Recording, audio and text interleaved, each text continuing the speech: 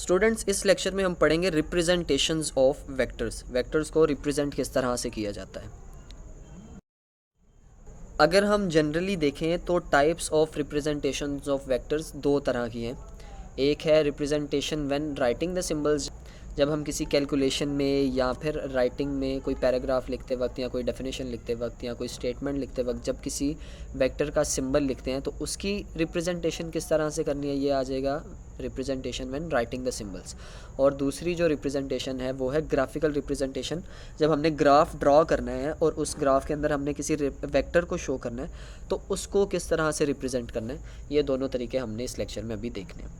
सबसे पहले अगर हम देखें तो representation when writing the symbols, जब हम किसी कैलकुलेशन में किसी वेक्टर का सिंबल लिख रहे हैं, जैसे फोर्स है, एक्सेलरेशन है, डिस्प्लेसमेंट है, वेलोसिटी है, टॉर्क है, कोई भी सिंबल जब हम लिख रहे हैं तो उसको हमने लिखना किस तरह से है, उसको हमने इस तरह से लिखना है कि वेक्टर्स और स्केलर क्वांटिटीज़ में हमें पढ़ने से ही या देखने से ही डिफरेंस पता लग जाए कि ये सिंबल वेक्टर क्वांटिटी का है या स्केलर क्वांटिटी का है। तो इस चीज़ को डिफ्रेंशिएट करने के लिए, to differentiate a vector from a scalar quantity वो यूज़ बोल्ड लेटर्स। हम उस सिंबल को बोल्ड लेटर में लिखते हैं to present a vector quantity. जैसे अगर फोर्स है और फोर्स एक वेक्टर है तो उसका सिंबल हम बोल्ड करके लिखेंगे। इसी तरह अगर हम बात करते हैं मैस की, मैस एक स्केलर क्वांटिटी है तो मैस का जब हम सिंबल m लिखेंगे तो उसको हम बोल्ड नहीं करेंगे। तो इसकी एग्जांपल इस तरह से है कि हम f फोर्स का सिंबल, a एक्सेलरेशन, ये डिस्प्लेसमेंट, टॉर्क, ये चारों की चारों वेक्टर क्वांटिटीज़ हैं। तो जब हम इनको लिखेंगे राइटिंग में तो हम इनके जो सिंबल्स हैं उनको बोल्ड कर देंगे। यहाँ पे आप डिफरेंस देख सकते हैं कि बाकी राइटिंग जो है वो नॉर्मल और जो सिंबल हैं वो बोल्ड किए हुए हैं। इसके अलावा अगर हम अदर मेथड्स देखें किसी वेक्टर के सिंबल को रिप्रेजेंट करने के लिए तो उसमें जो सबसे पहला है वो है, और ये सबसे ज़्यादा यूज़ होता है, कि हम उस वेक्टर के सिंबल के ऊपर एक एरो लगा देते हैं जो कि वेक्टर क्वांटिटी को शो करता है। एरो हम इस वजह से भी लगाते हैं क्योंकि डायरेक्शन ज़रूरी होती है और एरो डायरेक्शन को शो करता है। तो सबसे ज़्यादा वर्ल्ड वाइड यही सिंबल जो है वो यूज़ किया जाता है, जिसमें हम सिंबल के ऊपर या लेटर के ऊपर हम एक एरो लगा देते हैं। इसके अलावा अगर हम दूसरा तरीका देखें तो यहाँ पे हम हैट यूज़ करते हैं। ये जो उभार सा है इसको हम पढ़ते हैं हैट, यानी कि इसको अगर हम पढ़ेंगे तो ये एफ हैट होगा, ए हैट, डी हैट, इस तरह से इसको पढ़ा जाता है। तो इस तरह के सिंबल्स को भी हम वेक्टर को रिप्रेजेंट करने के लिए यूज़ करते हैं। एक और जो तरीका यूज़ किया जाता है वो है एफ, ए या डी, ये जो सिंबल्स हैं इनके ऊपर बार लगा के, ठीक है। तो बार लगाने से भी यहाँ पे जो है हमें पता लग जाता है कि ये एक वेक्टर क्वांटिटी को शो किया जा रहा है यहाँ पे। तो ये तीन तरीके हैं जो जनरली यूज़ होते हैं, एरोज़, हैट और बार लगा के हम किसी भी वेक्टर क्वांटिटी को रिप्रेजेंट कर सकते हैं। तो ये है representation when writing the symbols. Second जो तरीका है वो है ग्राफिकल रिप्रेजेंटेशन ऑफ वेक्टर्स, यानी कि जब हमने ग्राफ में किसी वेक्टर को ड्रॉ करना है तो उसका तरीक़ाकार क्या होगा वो हम इसमें देखेंगे। तो उसके लिए हम क्या करते हैं कि graphically a vector can be represented by a line segment. हमने अगर किसी वेक्टर को शो करना है तो हम एक लाइन लगाएंगे विद एन एरो हेड, उसके एक सिरे पे एक एरो हेड होगा, ठीक है। तो हम इस तरह की एक लाइन के ज़रिए वेक्टर को शो कर सकते हैं जो कि यहाँ से शुरू हो रही है और यहाँ पे ख़त्म हो रही है, ठीक है। और ये जो लाइन है ये शो कर रही है वेक्टर ए को। ए वेक्टर हमें पता है कि एक्सेलरेशन का होता है, तो यहाँ पे ये जो ब्लू एरो वाली लाइन है ये शो कर रही है एक्सेलरेशन के वेक्टर को।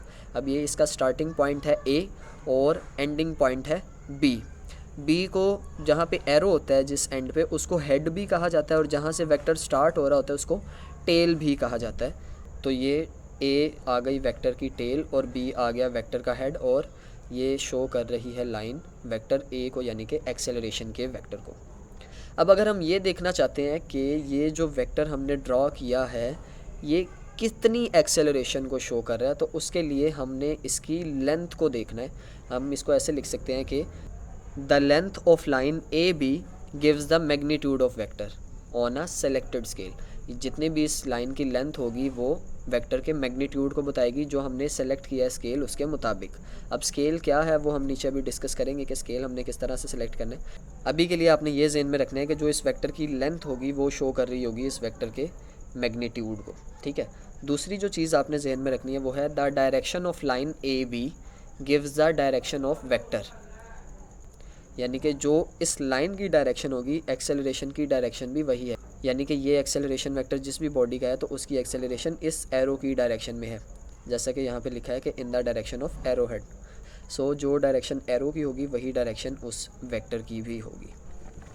अब अगर हम स्केल की बात करते हैं, जो अभी हमने ऊपर डिस्कस किया है कि ऑन अ सेलेक्टेड स्केल हम लेंथ देखते हैं, तो स्केल क्या है?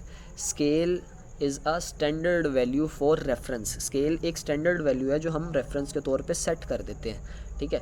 अब जैसे फ़र्ज़ करते हैं हमें एक क्वेश्चन आ जाता है कि draw a force of 50 Newton graphically in 45 degree, यानी कि हमने एक फोर्स का वेक्टर ड्रॉ करना है जिसका मैग्नीट्यूड हो 50 न्यूटन और वो एंगल कितने पे हो, वो 45 डिग्री के एंगल पे लग रही हो, ठीक है। तो उसके लिए जो 50 न्यूटन को हमने शो करना है उसके लिए हम यूज़ करेंगे हमारा स्केल।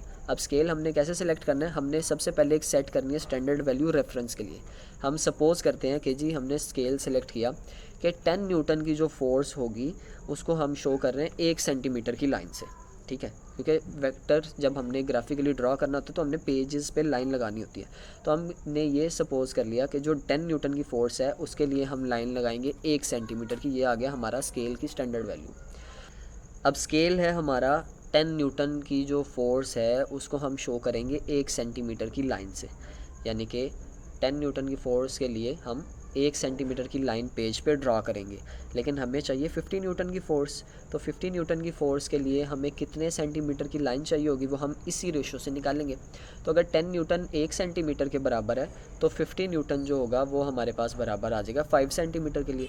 तो इस स्केल के मुताबिक अगर हम 50 न्यूटन की फ़ोर्स की लाइन ड्रा करना चाहते हैं तो हमें जो लाइन लगानी पड़ेगी पेज पे वो लगानी पड़ेगी 5 सेंटीमीटर की, ठीक है। तो इसको अगर हम ड्रा करें तो यहाँ पे हमारे पास ये डायरेक्शन आ जाएगी 45 डिग्री की। यहाँ पे जो एंगल है वो 45 डिग्री बन रहा है और जो लाइन है यहाँ पे वो है 5 सेंटीमीटर की, और 5 सेंटीमीटर हमें पता है किसके बराबर है, 50 न्यूटन के बराबर। तो इस तरह हम कोई भी एक स्केल सेलेक्ट करके उसी स्केल के मुताबिक हम अपनी फोर्स को या किसी भी वेक्टर को कन्वर्ट करके लेंथ के अंदर हम उसकी लाइन ग्राफिकली ड्रॉ कर सकते हैं। अब ज़रूरी नहीं है यहाँ पे हम 10 न्यूटन ही लें, हम यहाँ पे अगर 5 newton is equal to 1 centimetre कहते तो हमारी ये जो लाइन होती वो फिर 5 सेंटीमीटर की बजाय 10 सेंटीमीटर की बनती। तो इसी तरह हम अपनी मर्ज़ी से जो भी हमें लेंथ ईजी लगती है वो हम अपनी मर्ज़ी से सेट कर सकते हैं और फिर उसके मुताबिक हम वेक्टर को ग्राफिकली ड्रॉ कर सकते हैं इन द गिवन डायरेक्शन, जिस भी डायरेक्शन में हमने वो ड्रॉ करना हो। सो इस तरह से वेक्टर को ग्राफिकली ज़ाहिर किया जाता है। उम्मीद करता हूँ कि आपको ये लेक्चर जो है वो समझ आ गया होगा कि राइटिंग में वेक्टर्स को किस तरह से ज़ाहिर करना है, उनके सिंबल्स को कैसे लिखना है, और जब ग्राफ के ज़रिए हमने वेक्टर को रिप्रेजेंट करना है तो उसके लिए जो एरोज़ लगाने का जो प्रोसेस होगा वो हमने स्केल किस तरह से सेलेक्ट करना है, और अगर कोई वेक्टर ड्रॉ हुआ है तो हमें उसका मैग्नीट्यूड और डायरेक्शन कैसे पता लगेगी। मैग्नीट्यूड के लिए हम उसकी लेंथ देखेंगे और डायरेक्शन के लिए हम उसके एरो की डायरेक्शन देखेंगे, ठीक है। तो इस तरह से हम किसी भी वेक्टर को ग्राफिकली ज़ाहिर कर सकते हैं। अगर वीडियो पसंद आई है तो इसको लाइक कर दें, चैनल को भी सब्सक्राइब कर दें अगर अभी तक नहीं किया तो, और बेल आइकन को भी प्रेस कर दें ताकि अगली आने वाली वीडियोस के नोटिफिकेशन भी आपको मिलते रहें। और इसको अपने दोस्तों के साथ, क्लास फेलोज़ के साथ शेयर करें ताकि वो भी इससे फ़ायदा ले सकें। मिलते हैं आपसे अगली वीडियो में, तब तक के लिए अल्लाह हाफ़िज़।